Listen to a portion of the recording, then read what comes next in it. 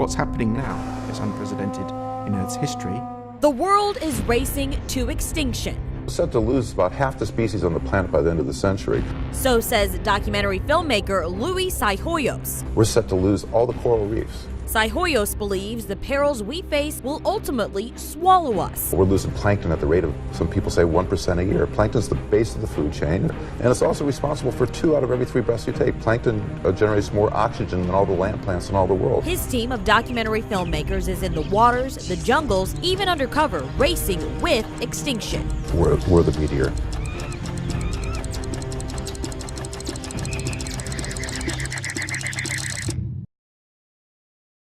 There was no escape route on June 11th when Judy Grossman rode her bike down Bay Street, just a few yards from the Emmett Park finish line to the bike ride across Georgia. This is the seam that she fell into. Her tire got caught and she tipped underneath. The accident has called into question the decision to route the cyclist on Bay Street. Too much traffic in way too little of an area. You're taking your life in your own hands.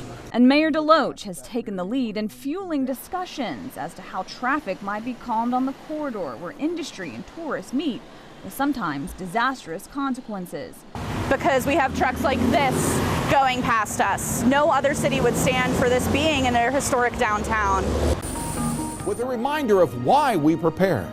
The reason: New Orleans, 2005. Charleston, 1989. Savannah in 1893. The devastation and loss of life from those hurricanes that struck coastal communities just like us. A constant motivation to prepare for when, not if, a hurricane strikes. There was talk of him running for mayor, and when law enforcement couldn't break through in the case of murder victim Wesley Franklin, O.C. Welch put up his own money to help locate the killer. He single-handedly saved the Bacon Park Golf Course, and his fingerprints are on every Catholic institution in the city. Well, those who know him best will tell you he's a quiet man, but he's not without ideas and opinions. Victory Drive is one of the things on OC's mind these days. As he rides down the street, he juggles 3 things in his mind: what it used to look like, what it looks like now, and what it could look like. It was to honor the World War II veterans. I mean, it's just horrible. And that's disrespectful to our veterans. Like, we used to have the most beautiful azaleas in town on Victory Drive, and that's all withered away and gone, and it's just debris and dirt. Opportunity is what it is. You know, that's what it is, lots of opportunity.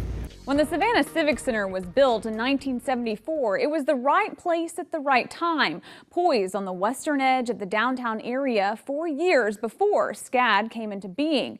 But the consensus is that its good days are behind it. Now, the question of where its replacement should be built involves not just the location of an arena, but where Savannah's future is headed. The proximity to I-16 and Highway 21 is a major advantage to the site. The hard work has been done.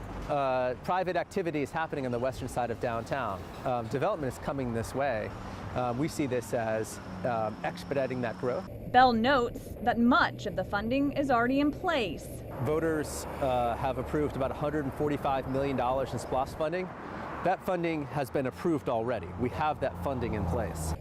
The goal of those tax dollars would be to attract private dollars that in turn add to the more than 14 million tourists who visit Savannah each year. I do know that the price goes up every day we delay.